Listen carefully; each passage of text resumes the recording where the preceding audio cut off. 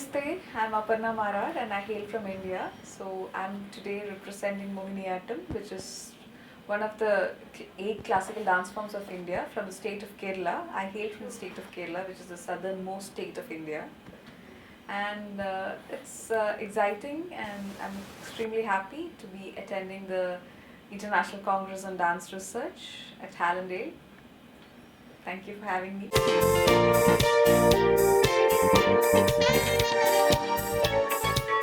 Yes, so as I told, Mohiniyattam is one of the 8 classical dance forms of India, and it is recognized as one of the softest and subtlest dance form, which represents the geography of Kerala, which is more or less similar to that of Miami, I must say.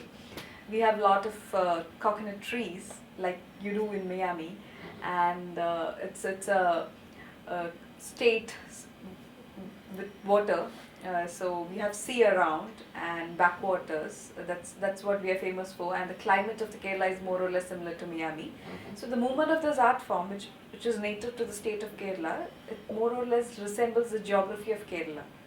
So like how the trees sway in wind, that slow movement from like the gentle movement of trees and paddy fields in wind, that is one. And otherwise you can also say how the boat moves in a sea, very warm sea. So that movement. So these are the essence of Mohiniyattam, and it's called the dance of the enchantress. A lot of historically, like mythologically, we have a lot of stories attached to it, and so it's a beautiful dance form.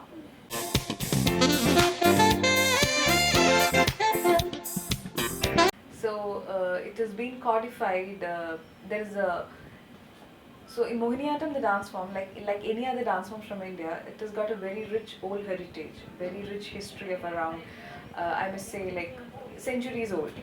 Not this art form, but the classical dance in India is very old. And this art form of Mohiniyattam, it has been evolved, which is and from the state of Kerala, it has been evolved all along, and over the years it has been codified with certain number of steps, expressions, like the items, the performance pieces that we do. And there is an institute in Kerala called Kerala Kalamandalam. So Kerala Kalamandalam, it's a recognized university now, and they've been codifying the art form and doing quite pretty good. And the art form is being evolved through various teachers, like gurus we call them. So my guru, I'm disciple of Guru Padma Shri Kalamandalam Kshemavati. So each and every gurus, they have made their own contribution to nurture the art form and evolve the art form. So we have a set of steps, then we have a set of items that we do for a performance, and we have what Indian dance, how Indian dance is more unique from other dance forms is that we give importance to expressions, not just physical steps that we do, but also the emotions, like expressions, we give very importance to that. So there are like 9 rasas, we call nine sentiments, human sentiments. So and the literature is also equally important, which is often taken from stories, religious stories over the years, or maybe some historical significance are there. And we add a spiritual element, like the purpose of dancing for us is to reach into that ultimate bliss, or that mindfulness, that state of peace and mindfulness. So dancer is a path, dance is the medium, and as dancers, we dedicatedly learn the art form for years. It's like I've been learning the art form since 3 years. So like it's a big journey, long journey, and it's like a big devoted kind of thing that back in India. Yeah. So I started, as I told, I started learning dance at the age of 3, and I've been learning under various gurus over the years. So initially, my teachers introduced me to the basic steps, and from that, only once you learn the steps, you can progress to the next level. You know, once you learn the steps, then you go to for the combination of steps. So there is this, you start with a poster, like there is a poster for every dance form. Mohiniyattam is also having a steady poster, like which is equally beautiful. And we start with the steps, then we evolve to combination of steps, and then we go forward with various items. Like a performer usually performs on stage for around 1 hour or something, more than that. So we have a set of, like, we start with the chulkit. It's a cholla means syllables. Ketta means group. So group of syllables. Step combination, and we use syllables to represent those steps. No. We give, there are in a performance we give equal importance to both the steps, the rhythm as well as the expressions. Both are given importance. So we choose items. We choose various items. A performer doesn't perform a single song for a long time.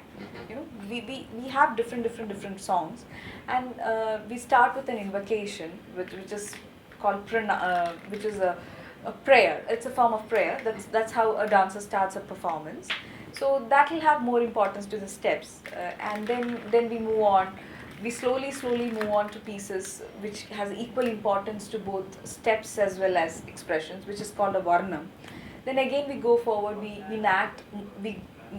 dwell more into the expression part, which is called padam, and finally we conclude our performance with a tilana, which is again giving importance to steps. It's a like, you can't just separate, okay, this is step. Even if we are doing steps, we give importance to the expressions. Our face is equally important. We give a smile on the face, and our eyelids and eyeballs, the movements of all these minor limbs of the body are also given equal importance.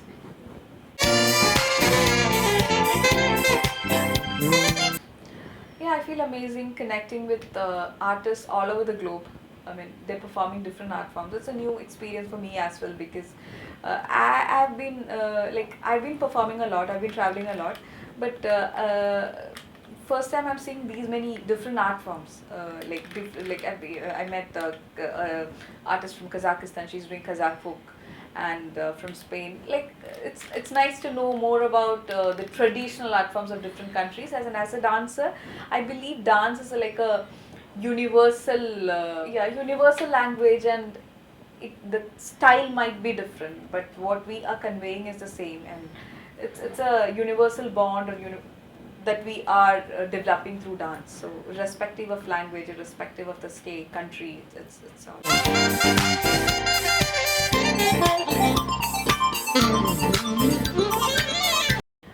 I don't think ballroom dancing is having a big space in India, because the dance forms in India itself is a repository of lot of art forms, you know, and this thing is that most of the art forms in classical dance forms we perform solo.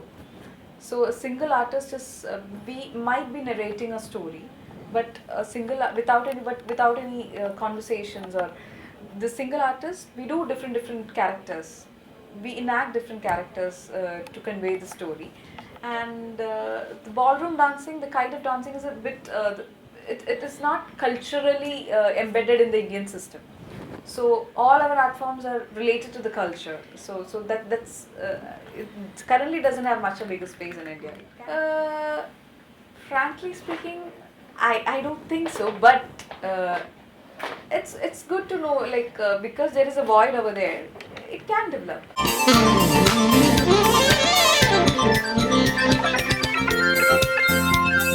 Yeah, it's as I told, it was a wonderful experience. I've been traveling to US a lot for performances. I teach children with developmental delays movement exploration using Indian classical dance.